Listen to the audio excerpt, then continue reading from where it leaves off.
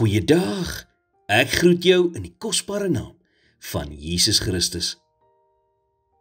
Die Bybel sê in Matteus 5 vers 10 tot 12, Salig is die wat vervolg word, ter wille van die geregtigheid, want aan hulle behoort die koninkryk van die hemele. Salig is julle, wanneer die mense julle beledig en vervolg, en valslik allerhande kwaad teen julle spreek om my ontwil. Verbly en verheug julle, omdat julle loon groot is in die hemele. Want so het hulle die profete vervolg, wat voor julle gewees het.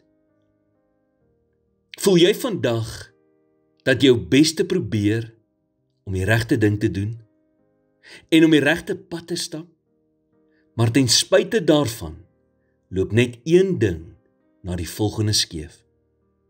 En dit is asof die vyand, jou net nie uitlos nie. As dit is waar jy vandag in jou lewe is dit belangrik dat jy die volgende in gedagte sal hou. Die vyand sou jou nie aanval as hy nie geglo het dat jy in staat is om groot dinge te bereik nie. Dit is hoekom, as jy deur tye gaan waar jy 'n bietjie af en moedeloos is, hy jou daar wil hou. Want hy weet, dat as jy daar opstaan in God se krag, gaan jy sterker en meer doeltreffend wees as voorheen.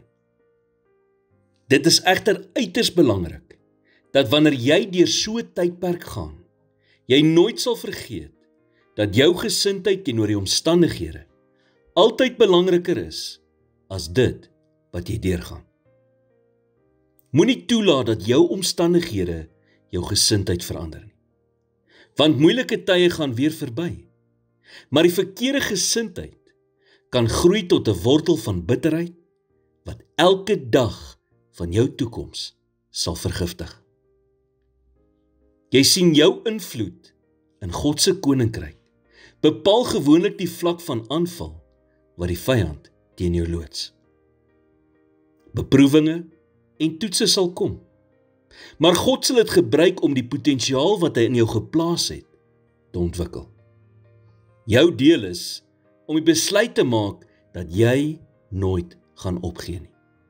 Maak nie saak wat nie, totdat jy God se beloftes in jou lewe in vervulling sien kom. Jy sien daar's een persoon wat die duiwel nooit kan verslaan nie, en dit is die een vir wie opgee nie 'n opsie is nie. Here, te midde van die beproewings en uitdagings in my lewe, word ek vandag stil voor U.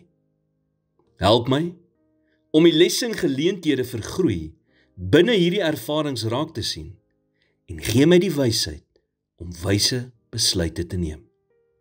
In Jesus naam bid ek dit. Amen.